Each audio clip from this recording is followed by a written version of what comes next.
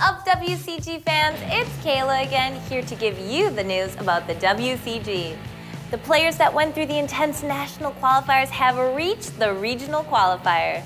This is the real competition to reach the grand final. Shall we see which players in the Americas region managed to qualify for the regional final? First up is the Hearthstone qualifier. In the Americas region, the players that qualified from the national qualifiers battled out to get to the top 8 in the region. The match we are going to see now is the match between Tempo from Chile and Fercho from Ecuador. Until mid-game, the players proved equal match, but on Tempo's 8th turn, he draws Life Drinker, and together with all the other cards, he drained all 20 remaining HP from the opponent and took the first set.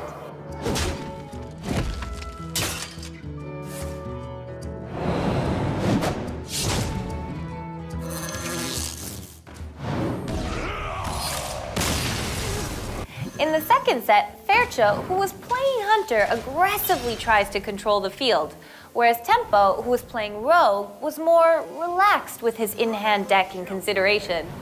Fercho overextended himself while trying to clear the field, and Tempo doesn't miss the opportunity. And using Myra's unstable element, he draws out all the cards to locate Leroy Jenkins for finishing move, securing his spot in the Americas Regional Final.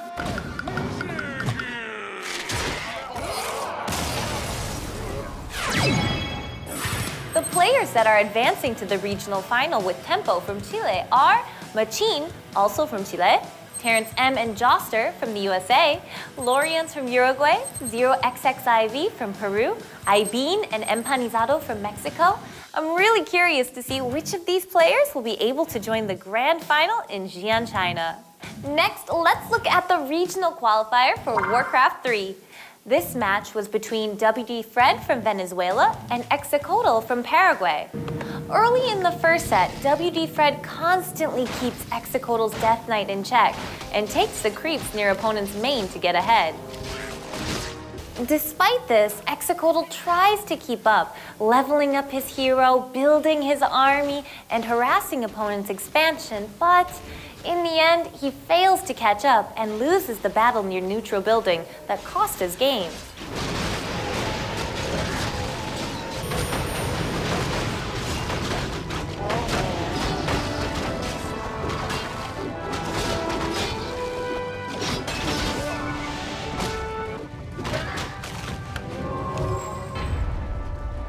In the second set, Execodal discovers WD Fred's early expansion, but fails to deny it due to a small army.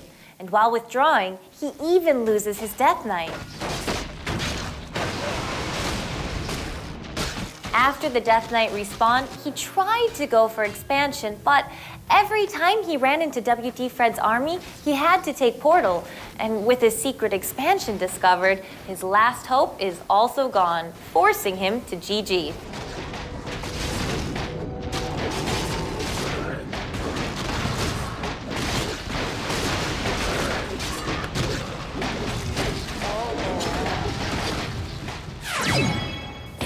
With Venezuela's WD Fred, we have Malboy from Brazil, HTRT from Canada, Kaio from the USA, Tachas from Mexico, Hunter from Peru, Cocofly, and Great Romance from Chile to play in the regional final. Who will become victorious and gain the honor to go to Xi'an, China for the grand final? We'll have to wait and see. Let's move on to Dota 2. In the Americas region, 2 teams advanced from North America, which had USA, Canada, and Mexico, and 6 teams advanced from South America. In the North American division, Slopes 2019 from USA and Canada Land 99 from Canada faced off. In the first set, Canada Land 99 gets an advantageous start with almost 3 times the score thanks to Ricky's growth. But Centaur, Warrunner, and Sniper are cut down one by one, and Ricky makes wrong engagement into enemy base and gets killed. These mistakes gave opportunity to Slopes 2019, and Canada Land 99 had to postpone their WCG dream to next year. In the South America division, the 3rd place match between 0900 from Peru and Norman Followers from Paraguay was really intense. In the second set, both teams exchanged kills in the early phase, but Norman Follower loses Lezrak and Sand King, allowing 0900 to get ahead. After that, with the kill score difference widening to double score, Norman Followers continued to make mistakes, providing an easy victory for 0900 to advance to the Americas Regional Final.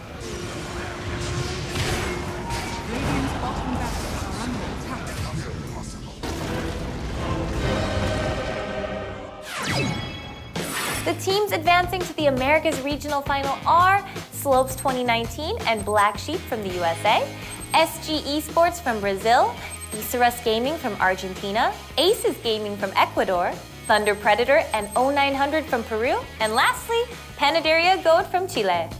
I'm curious to see who will be able to prevail to the grand final. And lastly, let's see the results for Clash Royale Regional Qualifier.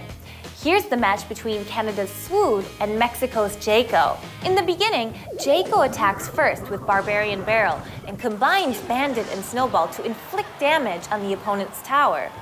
This is followed by Ram Rider for additional damage, but Swood manages to counter with Prince and Barbarian Barrel.